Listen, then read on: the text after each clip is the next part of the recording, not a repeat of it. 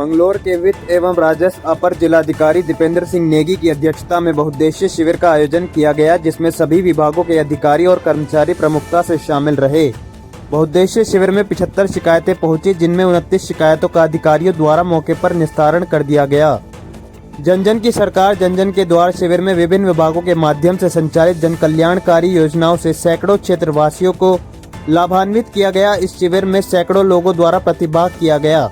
शिविर में क्षेत्रवासियों द्वारा विभिन्न विभागों से संबंधित 75 समस्याएं दर्ज कराई गई, जिसमें भूमि विवाद, अतिक्रमण, जल भराव, आवास की मांग, बढ़ता नशा, अस्पताल में डॉक्टर की समस्या, चक्रोड़ आदि समस्याएं दर्ज कराई गई, जिसमें 29 समस्याओं का अपर जिलाधिकारी दीपेंद्र सिंह नेगी द्वारा निस्तारण कर दिया गया।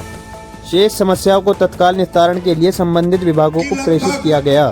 75 समस्याएं यहाँ पर दर्ज हो चुकी हैं और समस्याएं भी आएंगी। इन समस्याओं का त्वरित समाधान किया। मैं देख रहा हूं कि अगर पुलिस विभाग का काम है तो एडीएम साहब दरोगा जी को बुला करके कहते हैं ये काम कराइए। पटवारी जी का काम है तो पटवारी जी को बुलाकर कह रहे हैं कि ये काम कराइए।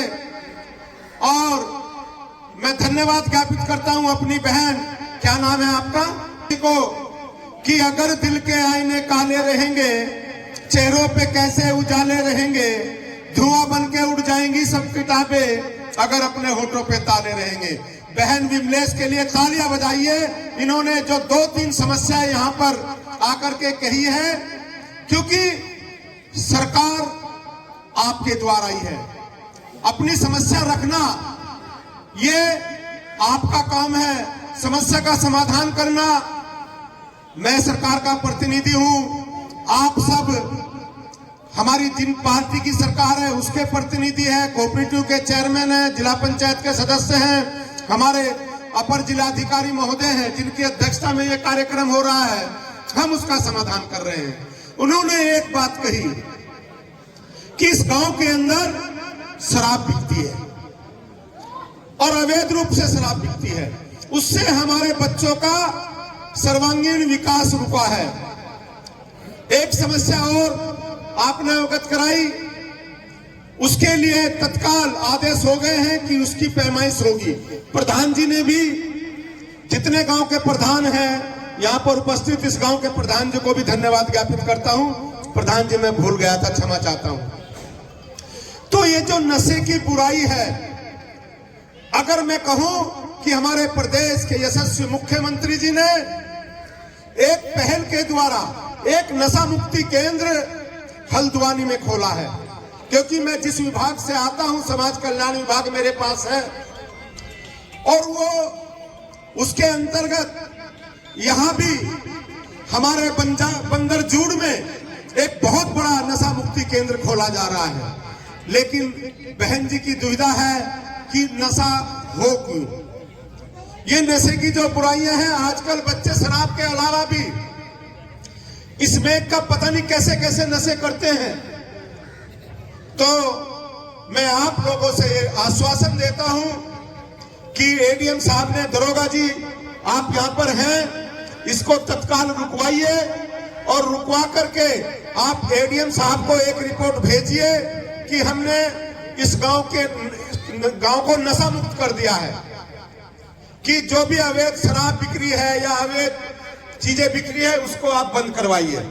इसी प्रकार जो प्रधान जी पैमाइश की समस्या थी उसको भी आप हल करवाइए। बीडीओ साहब हर विभाग के अधिकारी हैं। राशन कार्ड की समस्या के बारे में हमारे बहुत अच्छे अधिकारी हैं, शर्मा जी हमारे इंस्पेक्टर हैं।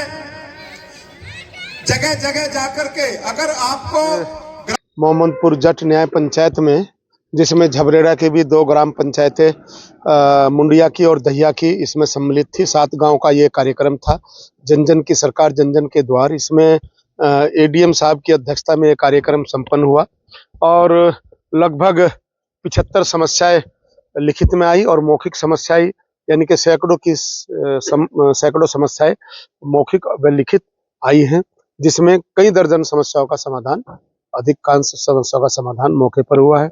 और जो बड़ी समस्या है जो गांव की तरफ से आई है कि गांव में नशाखोरी, उसके लिए पुलिस विभाग को निर्देशित किया गया है कि तत्काल नशा रुकवाए, जो अवैध नशा गांव में फैल रहा है, कारोबार हो रहा है, उसे बंद करें। दूसरा, जो हॉस्पिटल में जो केवल रेफर सेंटर बनकर रह गया है, ऐसा लोगों ने कहा। हमने एडीएम साहब के माध्यम से वो निर्देशित किया गया है कि समुचित इलाज हो, डॉक्टर्स वहाँ उपस्थित रहें दिन और रात 24 आवर। और क्योंकि ये हमारा इधर का स्वास्थ्य केंद्र पूरे बॉर्डर का है, इसमें कम से कम 50 गांव इस हॉस्पिटल से स्वास्थ्य लाभ ले रहे हैं, तो ये बात आई है। और नहर की पटड़ी के बीच में जो अपनी साझे की जो सड़क है, जो पटरी है, उस पर निर्माण कार्य किया जाए। ये बड़ी समस्याएं थी जिनके निवारण के लिए मुख्यमंत्री की घोषणाओं का उल्लेख हुआ। उसमें हमने कहा कि मुख्यमंत्री जी हमारे ऐसे हैं जो घोषणा करते हैं उसका उद्घाटन भी वही करते हैं, इसलिए चिंता करने वाली कोई बात नहीं है। जो भी जितनी भी मुख्यमंत्री जी की घोषणाएं हैं वो सब की सब पूरी होंगी। जन जन की सरकार जन जन के द्वार कार्यक्रम में हमारा आज बहुउद्देशीय शिविर लगा था मोहम्मदपुर जट गांव में। आज यहां पर करीब कई शिकायतें आई हैं, जिसमें से कुछ बिजली विभाग के लिए आवेदन आए हैं कि लाइन शिफ्टिंग के हैं, और कुछ बिल जो लोगों के अधिक रुक गए हैं उनको कम कराने के लिए है। तो उसमें जो विभागीय नियमानुसार कार्रवाई होती है वो अग्रिम कार्रवाई की जाएगी। ट्रांसफार्मर का नहीं है, किसी की जैसे सड़क है या किसी के खेत की चकरोड है, उसके वो वहां से ट्रांसफार्मर शिफ्ट कराना चाहता है, तो उसका एक नियम कानून है, वो उस हिसाब से शिफ्ट और होंगे। यहाँ इन शिविर का ये फायदा होता है कि कंज्यूमर डायरेक्ट हमारे पास आएगा, वो आराम से अपनी एप्लीकेशन यहाँ पर देकर अपनी शिकायत या अपना सुझाव जो भी दे सकता है वो देता है। यहाँ पर आकर के उसको एक सुविधा हो जाती है। रेवेन्यू, अब लोगों में जागरूकता आ रही है धीरे धीरे। हमारे भी डेली हम कैंप लगा रहे हैं। हमने पूरे महीने का शेड्यूल कल अखबार में पब्लिश करा दिया है। जो क्षेत्र में जगह जगह हमारे कैंप लग रहे हैं। आज हमारा कैंप मोहम्मदपुर जट में भी है, ब्रह्मपुर जट में भी है। तो लोग आ रहे हैं और अपनी समस्या का समाधान भी करा रहे हैं, और दूसरा जो रेवेन्यू है वो भी जमा करा रहे हैं। बिजली चोरी के लिए हम जगह जगह जहाँ से हमारे पास इंटेल मिलती है कि यहाँ पर बिजली चोरी हो रही है, वहाँ पर लगातार सुबह को हम जा रहे हैं, शाम को जा रहे हैं, किसी भी टाइम जो भी सूटेबल होता है हम जाते हैं, वहाँ पे कार्रवाई कर रहे हैं। उसमें भी लोगों को जागरूकता हम कर रहे हैं कि आप बिजली चोरी ना करें। इससे जो सही कंज्यूमर है उनको वोल्टेज की समस्या होती है और कई सारी समस्याएं हो जाती हैं।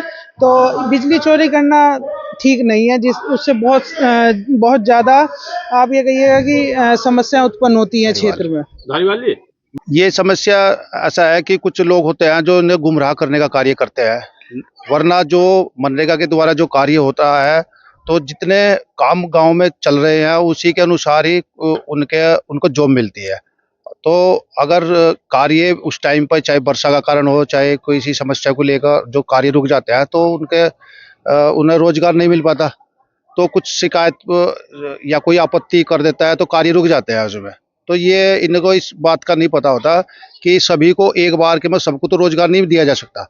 जितना जब कार्य आगे सड़कों का चाहे तालाब का हो, जैसे जैसे आगे बढ़ता है, और जो एक बार जिन्हें जॉब दिया जाता है उनके 100 दिन होने के बाद में उन्हें दोबारा जॉब कुछ टाइम तक नहीं दिया जाता। चाहे तो करीबन 75 के लगभग आई यहाँ से समाधान हो रहा है, और जो उनका निस्तारण भी कर रहे हैं कि जो भी उन्हें नहीं मालूम था उसके कार्यविधि का सही तरह से उन्हें ज्ञात हो रहा है, जिससे कि निस्तारण हो जाएगा उनका।